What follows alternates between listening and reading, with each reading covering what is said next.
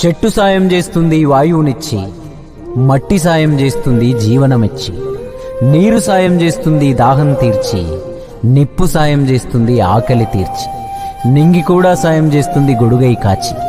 పంచభూతాలన్నిటికీ పంచే గుణమే ఉంది, మరి మనిషికి కొంచెం కూడా లేకుంటే ఎట్లా? ఎదుటి వాళ్లకు చేసే సాయం మన ఇంటి గూటిలో పెంచుకునే పక్షి లెక్క. మనం ఎటగిరేసినా తిరిగి మళ్ళా మన ఇంటికే వస్తుంది.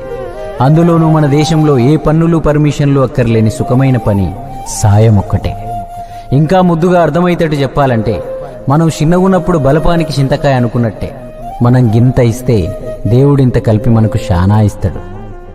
అందుకే పొద్దున లేచిన దగ్గర నుండి మళ్ళీ నిద్రపోయేదాకా చిన్నదో పెద్దదో ఏదో ఒక సాయం చేద్దాం.